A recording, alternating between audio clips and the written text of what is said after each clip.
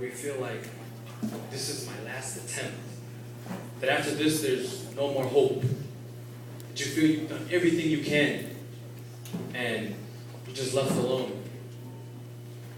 How many of you feel at times where if you were to just call out to somebody, nobody will respond? If you wanted a hand to be extended, you reach out, no one comes to your aid. That if you were to just go away and be missing forever, that nobody would notice. It's tough to say, but in some cases, that is just us getting a taste of our own medicine. Because Jesus Christ has been calling out for you, but you haven't been responding. He's reached out and extended a hand to you, but you've ignored him. And now that he's gone missing in your life at a time, and you didn't even notice, but now that you're stuck in a position where you're just so low, you just need to find an outlet. You don't know where to go. You see, let me explain something here in this story. See, if you read a little before verse 25, Jesus is on his way to do a miracle. There's a father who wants his son to be healed, and he goes to Jesus, "Can you heal my son?" So Jesus going through the crowd, he's actually already set on a task to go heal someone. He's already preparing himself to do a miracle. But along the way, this lady comes and touches his garment, and he stops. So he was already in line, in position to do something, but because somebody reached out to him, he stopped, and he wanted to see what was going on. And he said, "Who touched me? Who touched me?" Now, hold that thought. We're going to go back to hold that thought. But I want to go back to the lady. Now, the lady, as we've said here, what was her name? The Bible doesn't mention it. She did not have a name. Well, according to the story, she had a name, but we don't know her name. But what we do know is her condition. She became labeled and identified by her condition. That's who she was, the lady with the issue of blood. She was someone that was unclean, someone you can't go near, someone you can't touch. That was her identity. And many times we today as people, we become labeled by our past. By past decisions we made long ago.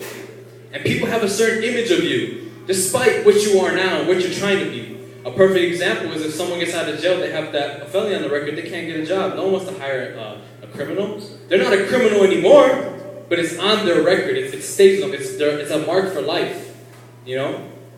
So people walk around with this mark that they have because so many people they've been influenced by so many people. People have been telling them so many things.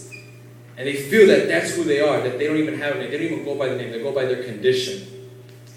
Now this lady, though, she was fed up with who society was telling her who she was. And this was just another attempt for her to say who she was. She wanted her to have her own say.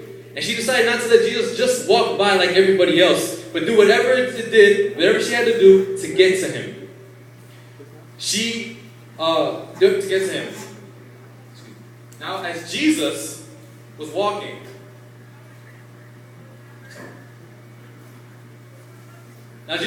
he stopped, and he wanted to know what happened.